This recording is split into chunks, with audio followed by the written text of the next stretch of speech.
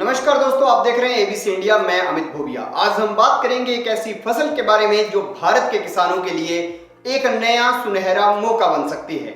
जी हाँ, मैं बात कर रहा हूँ महंगे हेजलनट की खेती के बारे में।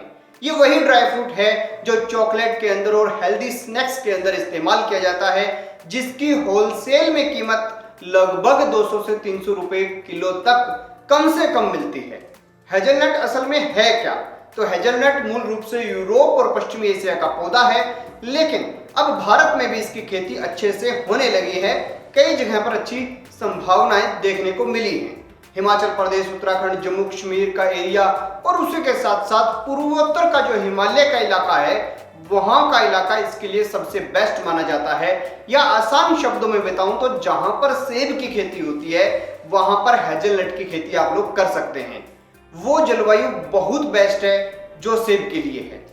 अगर हम ये देखें कि जलवायु कैसी चाहिए, तो इसको 10 डिग्री तक का जो तापमान है वो बहुत बढ़िया रहता है। हालांकि ये -10 डिग्री तक भी सहन कर सकता है। ज्यादा ठंड होगी तो इसको कोई दिक्कत नहीं, लेकिन अगर गर्मी ज्यादा होगी तो उससे इसके फूल जो हैं वो मुरझाने लगेंगे और इसकी जो जड़ें होती हैं वो उथली होती हैं, यानी कि ऊपर की ओर होती हैं, पतली जड़ें होती हैं। इसीलिए कहते हैं कि अगर इसके अंदर जल भराव हो जाए तो एक तो जड़ें खराब हो सकती है, और जल भराव के बाद अगर हवा चल जाए तो ये पौधा टूट भी सकता है। तो ऐसे में 6.5 से 7 पीएच वाली अच्छी जल निकासी की जो मिट्टी होती है, जिसमें पानी रुकता नहीं, वो मिट्टी इसके लिए सबसे बेहतरीन होती है। अगर हम पौधारोपण की और पोषक तत्वों की बात करें कि कौन सा पोषक तत्व इसे देना है, तो हेजलनट की रुपाई जो आमतौर पर है वो सर्दियों में की जाती है। 1 हेक्टेयर में लगभग 860 पौधे लगते हैं, यानी 2.5 एकड़ में 860 पौधे लगते हैं। लाइन से लाइन की दूरी 4 से 5 मीटर रखते हैं। पौधे से पौधे की दूरी 2 से 3 मीटर रखते हैं। और पोलिनेशन अच्छा हो इसलिए इसके अंदर 10% अलग प्रकार की किस्में भी लगाई जाती हैं। एक ही किस्म नहीं रखनी चाहिए, 10% किस्म जो है वो अलग रखनी चाहिए। यानी कि 100 पौधे लगा रहे हैं तो 10 पौधे अलग प्रकार के होने चाहिए। अगर मिट्टी की जैव पदार्थ यानी जो कार्बनिक वैल्यू है मिट्टी का वो चेक करना है, तो लगभग 2% अगर है तो ठीक है, वरना आप खेत के अंदर 30 टन गोबर की खाद या फिर फार्म यार्ड मैन्योर जो है वो आपको डालना चाहिए। और इसी के साथ ये बात याद रखें कि 120 किलो से 150 किलो नाइट्रोजन, 60 से 70 किलो फास्फोरस और 100 किलोग्राम पोटास आपको 2.5 हेक्टेयर के अंदर देना ही देना है। अगर हम सिंचाई की बात करें तो हेजलनट को फूल आने और फल बनने तक अच्छी नमी चाहिए होती है। कम बरसात वाले इलाके हैं, चाहे कोई भी इलाका है, वहां पर लगभग 7 से 10 दिन तक इसको अच्छी सिंचाई की आवश्यकता पड़ती है। अगर सूखा है, गर्म हवाएं चल रही हैं, तो पौधे को नुकसान हो सकता है। ऐसे में आप लोगों को पौधे के आसपास मल्चिंग भी करनी पड़ती है।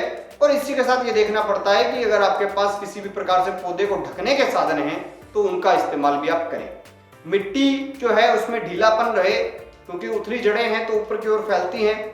हवा का संचार अच्छा होता रहे, तो इसमें जितना घास फूस होता है, जितने वीड्स होते हैं, उनको आपको हटाना चाहिए।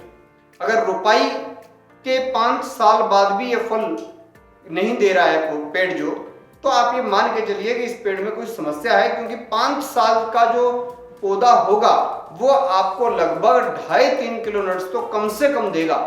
और 15 से 20 साल का पौधा जो होगा वो आपको सबसे ज्यादा उत्पादन अपने जीवन काल का होगा वो देगा।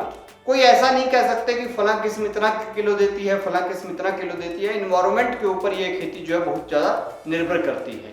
तो इसीलिए मैदानी इलाकों के लोग इसे ना लगाएं, लेकिन जो हमारे पहाड़ी इलाकों के लोग हैं वो इस पौधे को लगा सकते हैं। और इस पौधे की खेती करने वालों से मेरी तो एडवाइस ये है कि ऑनलाइन की दुनिया है, तो आप लोग डायरेक्ट जो है कस्टमर से जुड़िएगा। फिर आप जो है इसको 800 रुपए किलो में बेच दोगे तो भी वो खरीद लेंगे। बिचौलियों से बच के डायरेक्ट कस्टमर तक जुड़ना है तो आपको इंटरनेट का सहारा लेना होगा, वेबसाइट्स का सहारा लेना होगा। तो जो भी पहाड़ी दोस्त है उसे ये वीडियो जरूर भेजिए। खैर, देखते रहिए एबीसी इंडिया।